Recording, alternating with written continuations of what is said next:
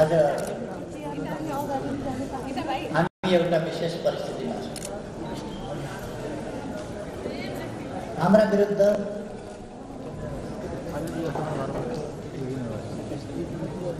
एउटा गम्भीर षड्यन्त्र चलिरहेको छ। विभिन्न शक्तिहरू देशभित्रका देशबाहिर विभिन्न शक्तिहरू हाम्रा विरुद्ध क्रियाशील छन्। किन हाम्रो विरुद्ध क्रियाशील छन्? किन हाम्रा विरुद्ध क्रियाशील हुनु पर्यो? हाम्रो पार्टीका विरुद्ध यस्तो षड्यन्त्र किन गर्नु पर्यो? हाम्रा विरुद्ध यति हमला किन गर्नु पर्यो? किनभने हामी राष्ट्रलाई साँच्चै नै सार्वभौम सत्ता सम्पन्न राष्ट्रको रूपमा सार्वभौम समानताको हैसियतमा विश्व सामु उभ्याउन चाहन्छौँ। हामी हाम्रो देशलाई साँच्चै नै स्वतन्त्र राष्ट्रको रूपमा उभ्याउन चाहन्छौँ। हामी हाम्रो स्वाधीनतालाई माया गर्छौँ र त्यो स्वाधीन छौँ भन्ने तरफ पराधीनतालाई स्वीकारेर व्यवहार गर्छौँ। हामीले हाम्रो देशको भौगोलिक अखण्डतालाई माया गर्छौँ, त्यसका लागि सङ्घर्ष गर्छौँ, त्यसको रक्षा गर्छौँ र भौगोलिक अखण्डतालाई हामी हाम्रा देशका राष्ट्रिय हितहरूको रक्षा गर्छौँ। यसरी राष्ट्रिय सवालमा राष्ट्रियताको सवालमा भन्ने हो भने हामी सार्वभौम सत्ता, स्वाधीनता, स्वतन्त्रता, हाम्रो भौगोलिक अखण्डता र हाम्रा राष्ट्रिय हितहरू हामी अरू थुप्रै राष्ट्रिय हितहरू तिनीहरू हामी रक्षा गर्छौँ, दृढताका साथ रक्षा गर्छौँ।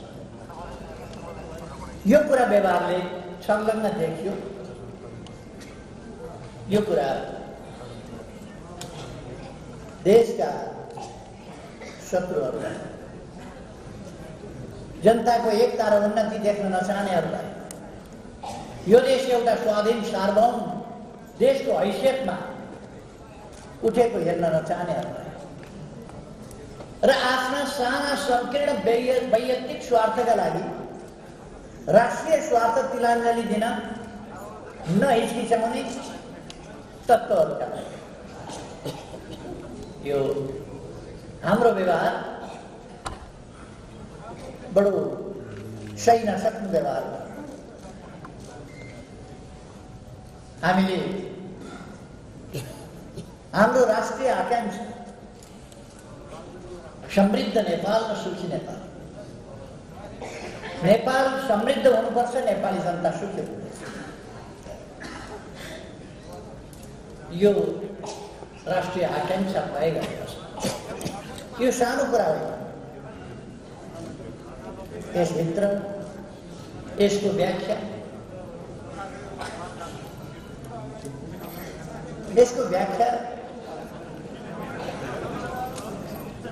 एउटा डिजिटल पोइन्टमा सानो पोइन्ट मात्रै देखिन्छ, तर त्यसलाई इन्लार्ज गर्दै जाँदा खोल्दै जाँदा त्यसमा धेरै ठुलो शास्त्र, धेरै ठुलो व्याख्याहरू त्यसभित्र अटेको हुन्छ।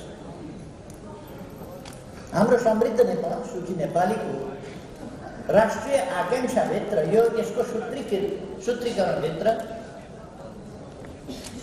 सिँगै राष्ट्रिय आकांक्षा, आम जनताको आकांक्षा, हाम्रो देशको आकांक्षा यसभित्र समेटिएको छ। यसका तमाम पक्षहरू, विभिन्न पक्षहरू यसभित्र समेटिएका छन्। तसर्थ यो आकांक्षा कतिलाई मन परेको छैन। यसलाई हामीले आकांक्षाको रूपमा, एउटा काल्पनिक आकांक्षाको रूपमा मात्रै राखेका छैन। यसलाई सम्पन्न गरी छोड्ने संकल्प पनि लिएका छन्। यो प्राप्त गरी छोड्ने, यो राष्ट्रिय आकांक्षा प्राप्त गरी छोड्ने, त्यो पनि लिएका छन्। त्यो सङ्कल्प लिएका छौँ। त्यो सङ्कल्प लिएर हामी त्यसलाई कसरी प्राप्त गर्ने, त्यो सङ्कल्प कसरी कार्यान्वयन गर्ने, त्यो कसरी उपलब्ध हुन सक्छ सङ्कल्प, त्यसका लागि हामीले नीतिहरू बनाएका छौँ, कार्यक्रमहरू बनाएका छौँ, दृष्टिकोणहरू दिएका छौँ, कार्ययोजना बनाएका छौँ र विभिन्न लक्ष्यहरू निर्धारण गरेका छौँ, विभिन्न सेक्टरका सेक्टरहरू लक्ष्यहरू निर्धारण गरेका छौँ र हामी यसरी देशबाट गरिबी हटाउने, पछौटेपन हटाउने, अशिक्षा हटाउने, रोग व्याधि हटाउने, पछौटेपन हटाउने, भ्रष्टाचार हटाउने, स्वच्छता कायम गर्ने, पछौटेपन हटाएर एउटा आधुनिक विकसित राष्ट्रको रूपमा नेपाललाई अगाडि बढाउने, यसका लागि पूर्वाधारको विकास। पूर्वाधार दुई प्रकारका हुन्छन्। एउटा मानवीय संसाधन विकास, शिक्षाको क्षेत्रमा हामीले ध्यान दिनु पर्यो। औपचारिक शिक्षा हाम्रा बालबालिका अबको विश्वमा प्रतिस्पर्धा गर्न सक्ने गरी श्रेष्ठ साबित हुने गरी आफ्ना क्षेत्रबाट, आफ्ना क्षेत्रका विषयमा विशेष ज्ञाताको रूपमा दखल राख्न सक्ने गरी उनीहरूलाई शिक्षित बनाउनु। त्यसै गरेर हामीले प्राविधिक शिक्षा, हामी बालबालिका हुर्केलान् र देश बनाइदेलान् भनेर मात्रै पर्खिन सक्दैन।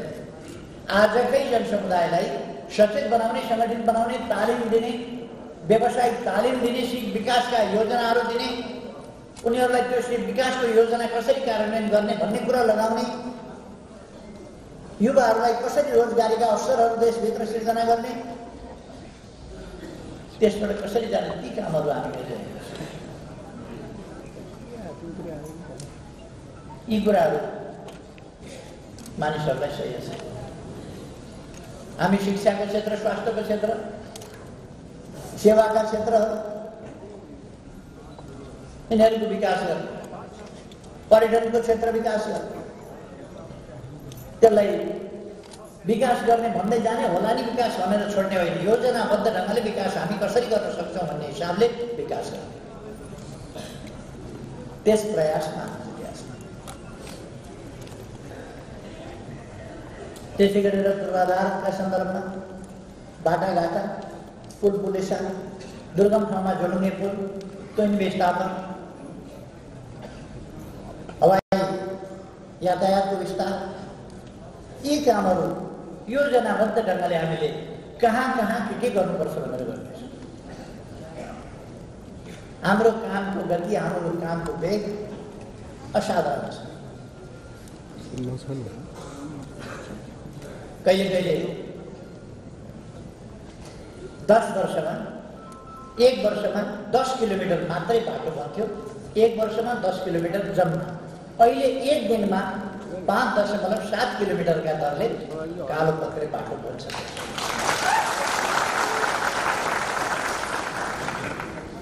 यो कति गुणा हुन्छ तपाईँहरू विचार गर्न सक्नुहुन्छ। 5.7 किलोमिटर डबल लेन, 4 लेन वा 6 लेनका बाटाहरू कालो पत्र भइरहेका छन्। त्यतिका साथै वर्षमा 10 किलोमिटर बाटो बन्थ्यो, अहिले त्यो रफ्तार। कुन रफ्तार छ? हिजोको मात्रै एउटा मेरो कार्यतालिका तपाईँहरूलाई बनाएँ। 5वटा पुल निर्माण भइसकेका, 5वटा पुल मैले, सडक पुलहरू, लामा लामा पुलहरू, 5वटा पुल उद्घाटन गरेँ हिजो। मैले मात्रै एकजनाले एक ठाउँमा एउटा जिल्लामा मात्रै गरेको 5वटा पुल, र त्यो पनि एउटा मात्रै निर्वाचन क्षेत्र, अरूमा जाने गएको छ। र 31वटा पुल शिलान्यास गरेँ हिजो मात्रै। सडक पुलहरू 31वटा शिलान्यास गरेँ।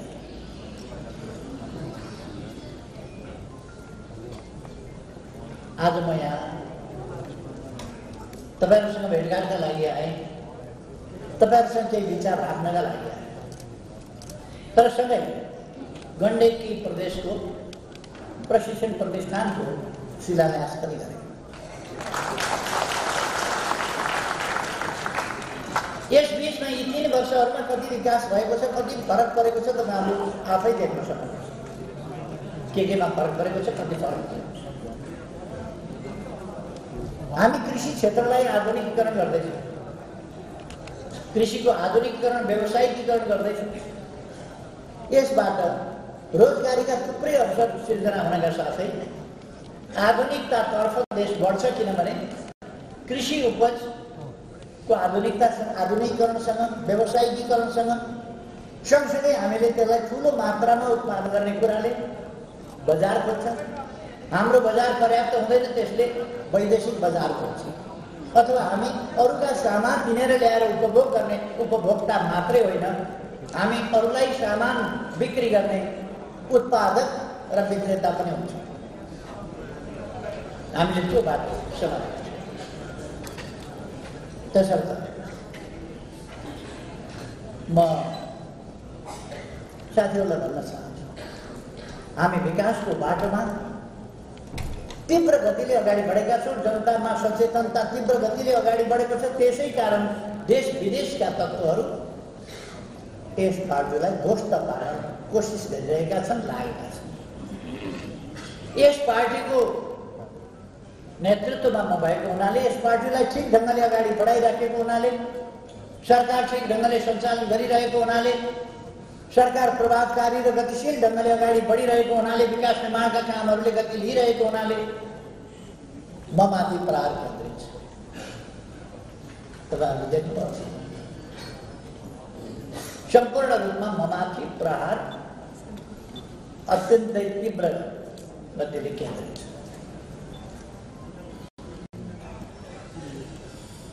तपाईहरु अनौठो नमान्नु होला। यदि म माथि कुनै शारीरिक हमला नै भयो वा मेरो ज्यान तलमाथि भइहाल्यो भने पनि अनौठो नमान्नु होला। तर त्यस्तो हुन दिइने छैन, हामी सतर्कता अप्नाउँछौँ। म रहेन भने पनि केही छैन, आन्दोलन छ, पार्टी छ, आन्दोलन छ। यस आन्दोलनले प्रतिक्रियावादी तत्त्व र तिनका हतियारहरूसँग घुँडा टेक्नु हुँदैन, देशको भविष्य अन्धकारमा जान दिनु हुँदैन। देश बनाउने पार्टीको भविष्य अन्धकारमा जान दिनु हुँदैन, यस पार्टीलाई तलमाथि पर्न दिनु हुँदैन। केहीले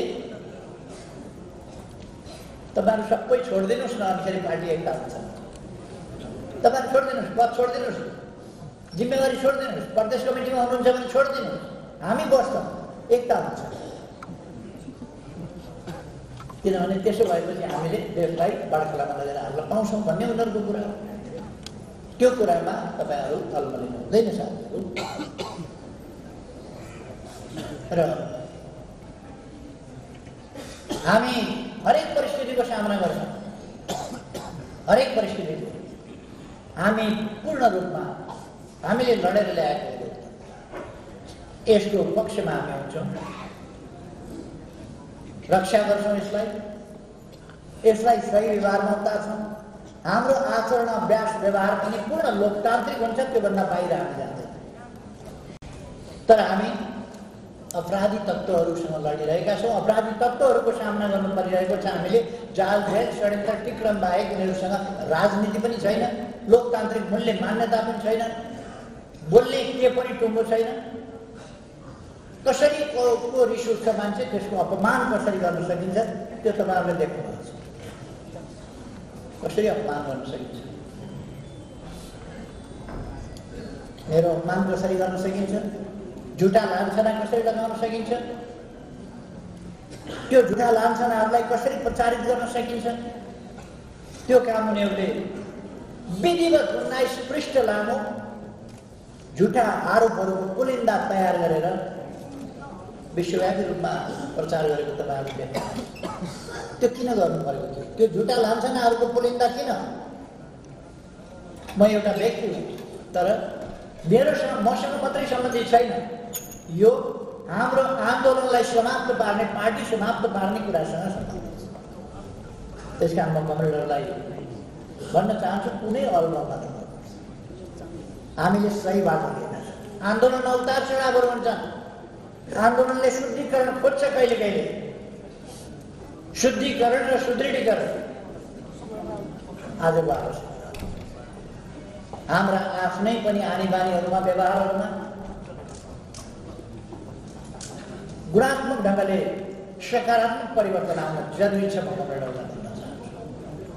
हामी जब गम्भीर लडाईँ लड्दैछौँ, ठुलो लडाईँ लड्दैछौँ, यत्रो राष्ट्र निर्माणको, राष्ट्रलाई विकसित बनाउने, सुदृढ बनाउने यो सङ्कल्पका साथ अगाडि बढ्दैछौँ, त्यो प्रतिबद्धताका साथ अगाडि बढ्दैछौँ भने हामीले त्यसमा केन्द्रित भएर आफ्ना सानातिना स्वार्थहरू, आफ्ना सानातिना आपसी मतभेदहरू, यस्ता कुराहरूमा अल्झिनै हुँदैन। हाम्रो बोली वचन अनुसरणीय हुनुपर्दछ। अरूले हाम्रो बोली वचनबाट शिक्षा लियो, प्रेरणा लियो, त्यस प्रकारले आफ्नै साथीहरूसँग हामीले अत्यन्तै आत्मीयताका साथ, स्नेहपूर्वक, प्रेमपूर्वक सही कुरा बुझाउने गर्नुपर्छ। हाम्रा आचरण अरूले अनुसरण गर्ने खालका राम्रा आचरण हुनुपर्छ, पवित्र आचरण हुनुपर्छ। हाम्रा आचरणमा खोट मान्छेले देख्यो भने हामीलाई किन पछ्याउँछ? हाम्रो आचरणमा खोट हुनु हुँदैन, हाम्रो व्यवहारमा खोट हुनु हुँदैन, हाम्रो बोली वचनमा खोट हुँदैन। किनभने हाम्रो उद्देश्य महान छ, खोट रहित उद्देश्य, खोट नभएको महान उद्देश्य पुरा गर्नका लागि आचरण, व्यवहार, विचार, शैली, तरिका यी सबै कुरा खोट रहित बनाउनुपर्छ। म कमरेडहरूलाई यसमा ध्यान आकर्षण गर्छु।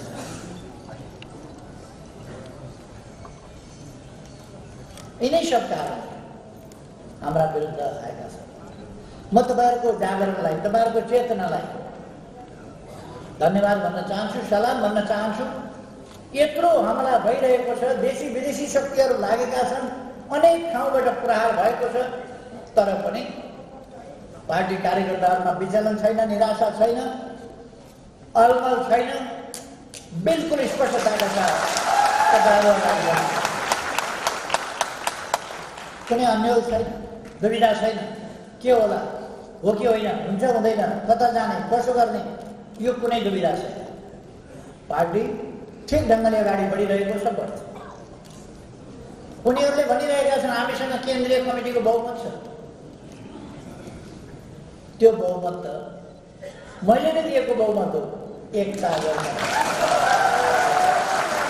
लागि भनेर दिएको। केन्द्रीय कमिटी बनाउँदा मैले मेरो नोट कपीमा नाम लेखेर केन्द्रीय कमिटी बनाएको, महाधिवेशनबाट छानिएर आएको, चुनाव जितेर आएको कुनै कमिटी हो र त्यो? एकताका लागि, पार्टीको एकताका लागि, देश बनाउनका लागि दिएको। तर उहाँहरू षड्यन्त्रपूर्ण ढङ्गले बेसरी बार्गेन गर्दै हुनुहुन्थ्यो त्यस बेला। किन भनेको त यो त पार्टी बिगार्ने, देश बिगार्ने उद्देश्य त लुकेकै रहेछ त्यस बेला। नत्र मलाई त बहुमत चाहिएन, मैले त बहुमत हुनुपर्छ मेरो भनेर हेरिनँ, किन म त अध्यक्ष नै थिएँ, मैले त बहुमत राख्न सक्थेँ, बहुमत नभई एकता गर्दिनँ भन्न सक्थेँ होला। तर मैले त बहुमत सहमत केही पनि हेरिनँ नि त। एकताबद्ध भएर जाउँ, देश बनाऊ, मिलेर अगाडि बढौँ, आन्दोलनलाई बलियो बनाऊ भनेर मैले कसैको हिसाब नगरिकन यसको यति जसले जति जति भन्छ त्यति त्यति दिएर पार्टी एकता गरेको। एकीकरण गरिसक्ने बित्तिकै उहाँहरूले आफ्नो धन्दा सुरु गर्नुभयो। पार्टी कब्जा गर्ने, आन्दोलन ध्वस्त पार्ने, देश बर्बाद बनाउने, यस देशमा कम्फर्टेबल सरकार बनाइदिने के रहेछ? कम्फर्टेबल यो देश बनाउने सरकार होइन, यो देशको विकास गर्ने सरकार होइन, यो देशका जनताको सेवा गर्ने सरकार होइन, जनतालाई सेवा सुविधा उपलब्ध गराउने सरकार होइन, यस देशमा पूर्वाधार विकास गर्ने सरकार होइन, कसैका लागि कम्फर्टेबल हुने सरकार, कम्फर्टेबल हुने सरकार बनाउनु पर्छ। उहाँहरूको त्यो रहेछ योजना। त्यस योजना अन्तर्गत लिएको त्यो बहुमतको उहाँहरू पुरा गरिरहनु भएको छ। जुन हातले नाम लिएको त्यस हातले नाम काट्न सक्छ, नियुक्ति दिनेले नियुक्ति बदल गर्न सक्छ, नियुक्ति दिनेले नियुक्ति रद्द गर्न सक्छ। त्यसै कारण मैले अस्तिको दिन मात्र मुख्य सचेतक बनाएको थिएँ देवप्रसाद गुरुङलाई। अस्तिका दिन मात्रै मैले बनाएको मैले हटाएको थिएँ। अस्तिका दिन अर्को मुख्य सचेतक मैले नियुक्त गरेँ, मैले गर्ने हो। उहाँहरूले भनेको केन्द्रीय कमिटी पनि मैले बनाएको, जरुरी परेका बेला अहिलेसम्म मैले उहाँहरूलाई चलाएको छैन है, चलाएकै छैन। हाम्रो पार्टीमा उहाँहरू सामना गर्न नसक्नु, मुख देखाउन नसक्नु, लाजले भाग्नु एउटा कुरा हो। बदमासी देखिएपछि भाग्नु एउटा कुरा हो। तर उहाँहरूको पद केही पनि चलाइदिएको छैन। आउनुहोस् त, अध्यक्ष हुँदै हुनुहुन्छ। अब बाटामा अध्यक्ष भएँ भनेर, माइतीघर मण्डलमा अध्यक्ष भएँ भनेर, कार्की ब्याङ्केटमा अध्यक्ष भएँ भनेर, अध्यक्ष भएँ भनेर, कतै दलको नेता छानिए म भनेर, यिनीहरू त आफै अबिर लाउँछन्, आफै लड्डु खान्छन्, आफै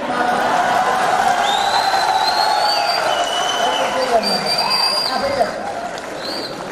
मैले सुनेको आफै एकजना अध्यक्ष छानिए अरे, अर्को दलको नेता छानिए अरे, घोषणा गरे, लड्डु खायो, मिठाई खायो, अबिर लगाइदियो, नारा लगायो, पुष्प गुच्छा साटासाट गरो, ढमाल साटासाट गरो।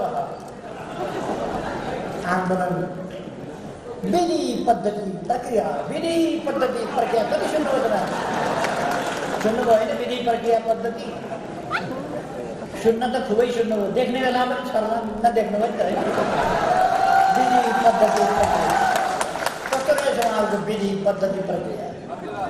अध्यक्ष छान्ने विधि पद्धति प्रक्रिया कहाँ रहेछ? दलको नेता छान्ने कहाँ रहेछ विधि पद्धति प्रक्रिया? पार्टी छोडेर हिँड्ने कहाँ रहेछ विधि पद्धति प्रक्रिया? केन्द्रीय कमिटीको बैठक बोलाएका ठाउँमा उहाँहरू किन आउनु भएन? किन भागेर किन बैठक बोलाएका ठाउँमा नआएर उहाँहरूले भन्नुभएन हामीसँग केन्द्रीय कमिटीको बहुमत छ।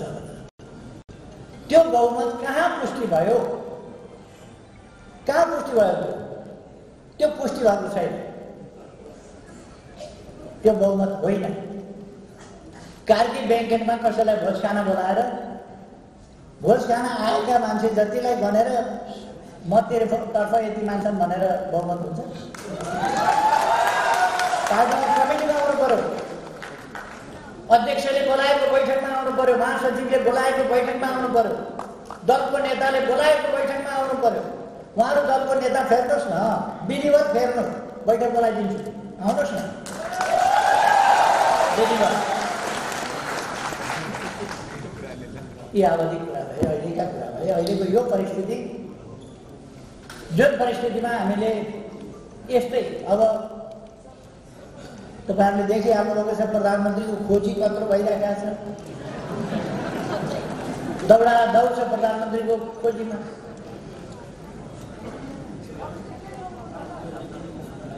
कोही गीत गाउँछन्, दिए खान्थे मायाको दाहिने हातै दिने।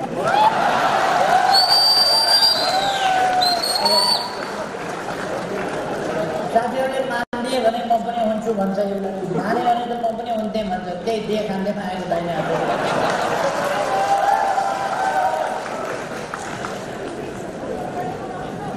दिए खान्थे म पनि भनेको छ। त्यसको एउटा विधि पद्धति छ, प्रक्रिया छ, संसदीय अभ्यास छ, संविधान छ, कानुन छ, नियमावली छ। त्यस अन्तर्गत आउनुहोस् न, बस्नुहोस्। यदि उहाँहरू अपराधै गर्न सफल हुनुभयो भने पनि विधि प्रक्रियाबाट आउनुहोस्, हामी मान्छौँ। मानेर केही बिग्रिँदैन। 1.5 वर्षसम्म हामी प्रतिपक्षमा बस्छौँ। 1.5 वर्ष प्रतिपक्षमा बसेपछि 2/3 बहुमत सहित फेरि हामी फर्केर जान्छौँ। 2/3 बहुमत। किन हामीलाई कुनै छलछाल गर्नु छैन, कुनै ढाँट छलका कुरा गर्नु छैन, कुनै जालजेल गर्नु छैन, कुनै टिक्रम गर्नु छैन। हाम्रो उद्देश्य देश बनाउने हो, समृद्ध नेपाल, सुखी नेपालीको परिकल्पना हाम्रो परिकल्पना हो। यो उद्देश्य हाम्रो उद्देश्य हो, यो सपना हाम्रो सपना हो। यो हामी गरिसक्छौँ। यसका लागि प्रयास गर्छौँ, यसका लागि जनताले हामीलाई साथ दिन्छ। त्यसकारण हामी 2/3 साथ फर्किन्छौँ। फेरि अघिल्लो पल्ट पनि मलाई प्रधानमन्त्रीबाट उहाँहरूले हटाएको होइन, प्रधानमन्त्रीबाट हटाएको।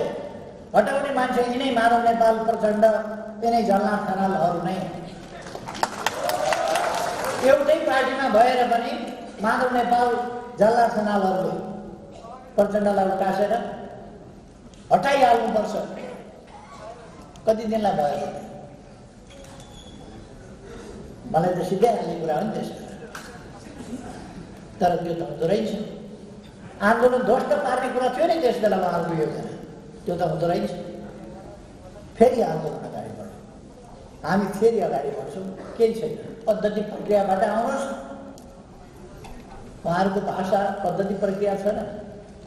प्रधानमन्त्री अविश्वास राखेर हटाउने होइन, गलत त्याग। प्रधानमन्त्री हटाउने विधि पद्धति प्रक्रिया